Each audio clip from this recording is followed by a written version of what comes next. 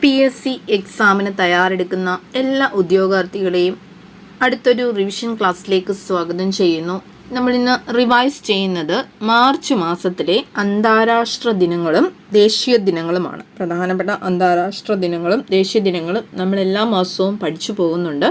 ഇന്ന് നമ്മൾ പഠിക്കുന്നത് ഈ മാസത്തെ മാർച്ച് മാസത്തെ ദേശീയ ദിനങ്ങളും അന്തർദേശീയ ദിനങ്ങളുമാണ്. National international days.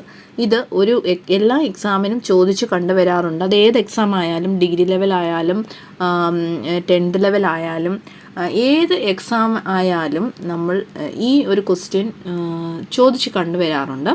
നമ്മൾ അതാത് മാസത്തെ അന്താരാഷ്ട്ര ദിനങ്ങളും ദേശീയ ദിനങ്ങളും നമ്മൾ പഠിച്ചു പോവുകയാണ് പതിവ്.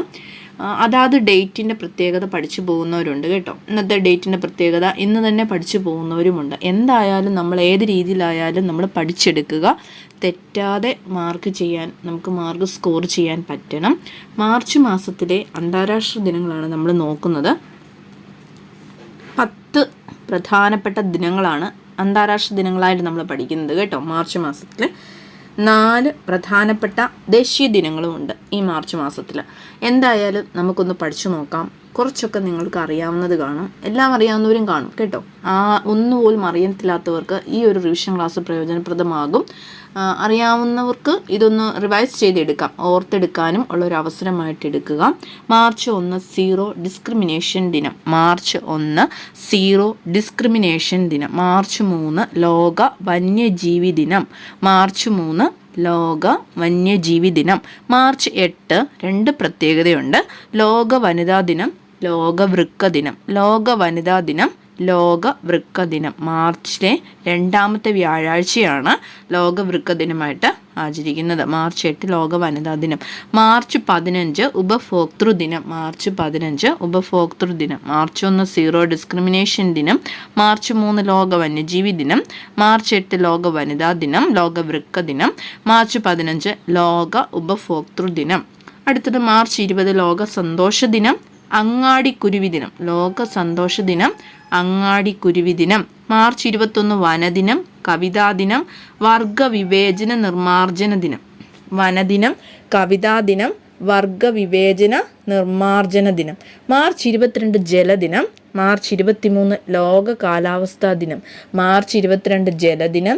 മാർച്ച് 23 ലോക കാലാവസ്ഥാ ദിനം. മാർച്ച് 15 ഉപഭോക്തൃ ദിനം. മാർച്ച് 20 ലോക സന്തോഷ ദിനം, അങ്ങാടിക്കുരുവി ദിനം. മാർച്ച് 21 വനദിനം, കവിതാ ദിനം, വർഗവിവേചന നിർമ്മാർജ്ജന ദിനം. മാർച്ച് 21 വനദിനം, കവിതാ ദിനം, വർഗവിവേചന നിർമ്മാർജ്ജന ദിനം. മാർച്ച് 22 ജലദിനം. മാർച്ച് 23 ലോക കാലാവസ്ഥാ ദിനം. മാർച്ച് 24 ലോക ക്ഷയരോഗ ദിനം. മാർച്ച് 27 നാടക ദിനം.